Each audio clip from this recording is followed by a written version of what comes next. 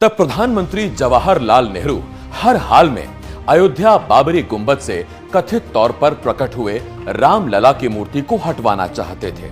उनका सख्त आदेश था, बाबरी गुंबद से मूर्तियों को किसी भी हालत में जल्द से जल्द हटाकर पूर्व की स्थिति बहाल की जाए, चाहे इसके लिए बल प्रयोग ही क्यों न करना पड़े। लेकिन तब के फैजाबाद जिला, जो कि अब अयोध्या है, वहां के तत्कालीन कलेक्टर के नायर किसी भी हालत में बाबरी गुंबद से रामलला की मूर्ति हटाने को तैयार नहीं थे। के नायर का कहना था कि चाहे उन्हें अपने पद से इस्तीफा देना पड़े या खुद सरकार उनको बर्खास्त कर दे, लेकिन रामलला की मूर्ति वो किसी भी सूरत में नहीं हटाएंगे। इसके पहले 1 जून 1949 को जब के नायर ने फैजाबाद के कलेक्टर का पदभार संभाला था, तब उत्तर प्रदेश के मुख्यमंत्री गोविंद वल्लभ पंत ने के नायर से अयोध्या के हालात पर एक जांच रिपोर्ट देने को कहा था, जिसके बाद नायर ने राज्य सरकार को जो रिपोर्ट भेजी उसमें कहा गया था, बहुसंख्यक हिंदुओं की भावनाओं का ख्याल करते हुए इस विवादित जगह पर एक भव्य राम मंदिर का निर्माण करने में कोई दिक्कत नहीं है। यहाँ गौरतलब ये है कि डीएम के नायर के मंदिर बनाए जाने की अनुशंसा करने वाले रिपोर्ट के कुछ महीनों के बाद ही 22 और 23 दिसंबर की रात को अयोध्या के विवादित स्थल पर एक ऐसी घटना हुई जिसे कुछ लोग चमत्कार, कुछ लोग साजिश और कुछ लोग इस घटना को फैजाबाद के डीएम के नायर की लिखी हुई पटकथा का हिस्सा मान रहे थे। दरअसल 22 और 23 दिसंबर 1949 की दरमियानी रात को अयोध्या में एक खबर आग की तरह फैलने लगी थी। खबर यह थी कि बाबरी मस्जिद के मुख्य गुंबद के ठीक नीचे खुद ब खुद श्री रामलला प्रकट हो गए हैं और इस खबर के साथ ही अयोध्या के मंदिरों में शंखनाद होने लगा।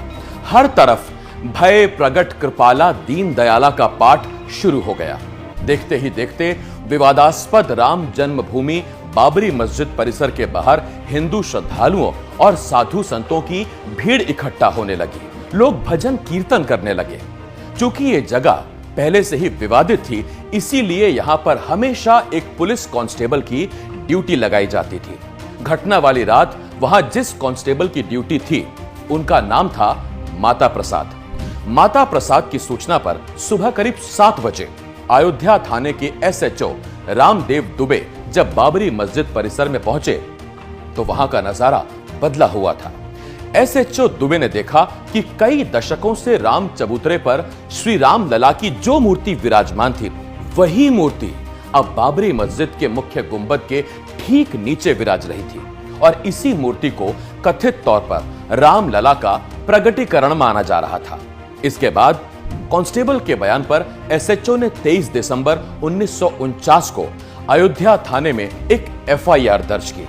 आईपीसी की धारा 147, 448 और 295 के तहत दर्ज इस एफआईआर का जिक्र पूर्व प्रधानमंत्री पीवी नरसिम्हा राव ने अपनी किताब अयोध्या 6 दिसंबर 1992 में भी किया, जिसके मुताबिक रात में लगभग 50-60 लोग बाबरी मस्जिद परिसर का ताला तोड़ते हुए दीवार फांदकर मस्जिद में घुस गए।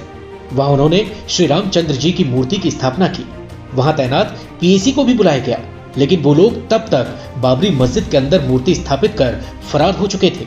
ये साल 1949 का वो वक्त था जब देश आजाद तो हो गया था, लेकिन भारत का संविधान अभी लागू नहीं हुआ था। उधर कश्मीर को लेकर भारत और पाकिस्तान के बीच तनावपूर्ण माहौल बना हुआ था।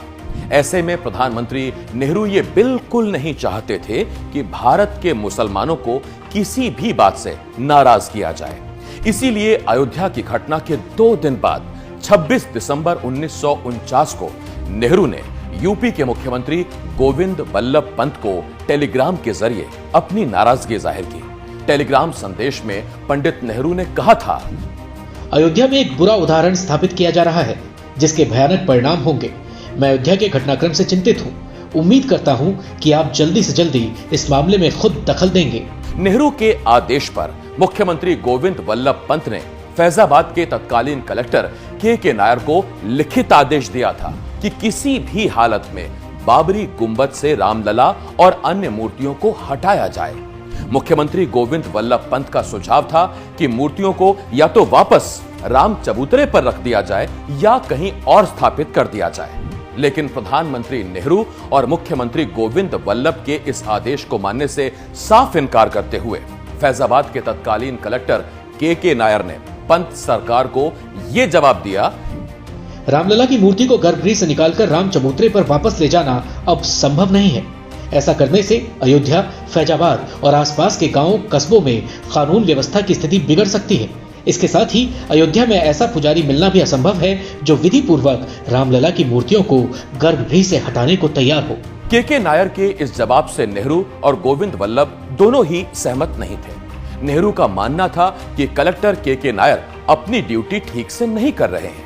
कहा यह भी जाता है कि इस बारे में प्रधानमंत्री नेहरू ने सीधे के नायर से बात की थी, लेकिन के नायर इस मामले में टस से मस होने को तैयार नहीं थे। लिहाजा मुख्यमंत्री पंत ने एक बार फिर कलेक्टर के नायर पर बाबरी गुंबद से रामलला की मूर्ति हटाने का दबाव बनाया।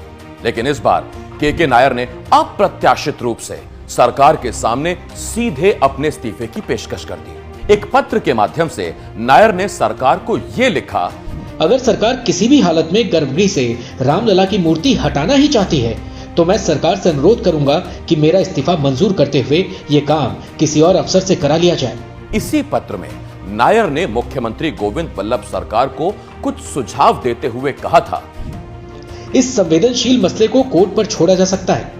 कोर्ट का फैसला आने तक विवादित ढांचे के बाहर एक जालीनुमा गेट लगाया जा सकता है, जहां से श्रद्धालु रामलला के दर्शन तो कर सकते हैं लेकिन अंदर प्रवेश नहीं कर सकते।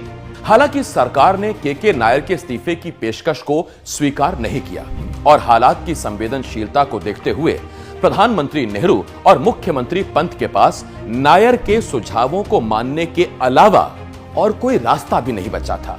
लेकिन के नायर ने अपने अधिकारों का प्रयोग करते हुए बाबरी मस्जिद क्षेत्र के 500 मीटर तक के एरिया में मुसलमानों के प्रवेश पर रोक लगा दी और यहीं से यह मामला अदालत में चला गया, जिसके बाद से कभी भी रामलला की मूर्ति को उस जगह से हटाया नहीं जा सका और रामलला का उस जगह पर विराजमान होना अदालती लड़ाई में एक मील का पत्थर साबित हुआ था।